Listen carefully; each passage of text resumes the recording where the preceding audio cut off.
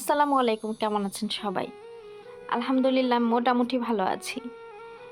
পাপি ভাইয়ের মা মারা গেছে আজ ২ দিন হলো। উনি আমার যদিও কোনো আপন কিছু না, তারপরেও কেন জানি আমার খুব মায়া লাগতেছে ওনার জন্য। গতকাল রাতে আমি যখন ঘুমাইতে গেছি তখন আমার কেন জানি ওনার কথা অনেক বারবার মনে পড়তেছে। আর আমি যখন রাতে ঘুমাইতে যাইতাম তখন আমি কিন্তু ওনাদের ব্লগগুলো আমি দেখতাম। আমি যখন ইউটিউবিং করি না তখন থেকে আমি ওনাদের ব্লগ দেখি। আজ ৩-৪ বছর হবে আমি ওনাদের ব্লগ দেখি। ওনাদের ফ্যামিলির সবার আমি ব্লগ দেখি।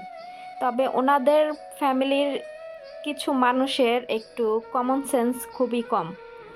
যেমন ধরেন বাপ্পি ভাইয়ার মা যে মারা গেছে তার যে কফিন সেটার ছবি আর তার ভাবি, তার ছোট ভাবি খুকি ব্লগস, তো সে একটা তার নিজের ছবি দিয়ে থাম্বনেল দিছে। নিজের ছবিটাতে এমন একটা মানে মুড ছিল যে সে হাসতেছে।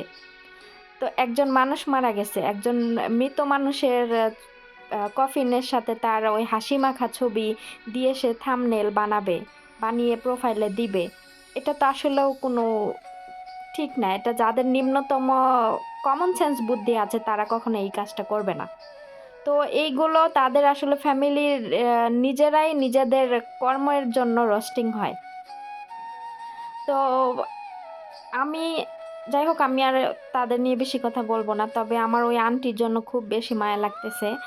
যদিও আমার আত্মীয় না, তারা আমার রিলেটিভ না, আমি তাদেরকে চিনি না, কখনো বাস্তব লাইফে দেখিও নাই।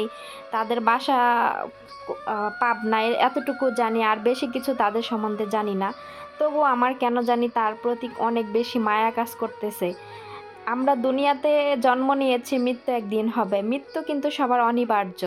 হ্যাঁ, জন্ম নিব, মৃত্যু অনিবার্য।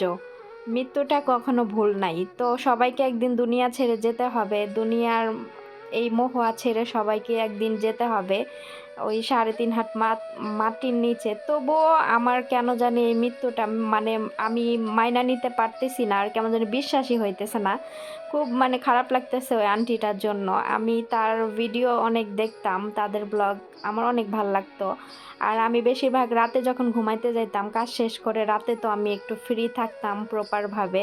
তো রাতে যখন ঘুমাইতে যাইতাম তখন আমি তাদের শুয়ে শুয়ে তাদের ব্লগগুলো আমি দেখতাম। তখন এই জন্য আমার রাতে বেশি মনে পড়তেছে ওই আন্টির কথা। আমি যখন রাতে ঘুমাতে যাই তখন আমি ওই আন্টিকে আসলে অনেক মিস করতেছি। তো আপনারা হয়তো অনেকেই বলবেন যে উনি আপনার কেউ না, তারপর আপনি ওনাকে নিয়ে এত কথা বলতেছেন।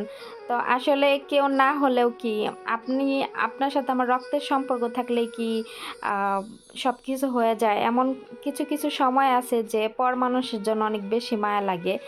আর ওনার জন্য আসলে আমার অনেক মায়া লাগতেছে। আর ওনার একটা ছেলে একটা মেয়ে, তো ছেলে মেয়েগুলাও এতিম হয়ে গেল। আমিও এতিম, কারণ আমার বাবা নাই। বাবা না থাকলে নাকি এতিম বলে। তো আমিও নিজেও একজন এতিম, তারপরও আমার কাছে এই বিষয়টা আমার খারাপ লাগতেছে অনেক। আর ওনার বাবা মা দুজনেই মারা গেল। আমার তো মা বেঁচে আছে, বাবা নাই। বাবা না থাকলে নাকি সন্তানদের এতিম বলে। তো আমি ওই দলেই আছি, এতিম।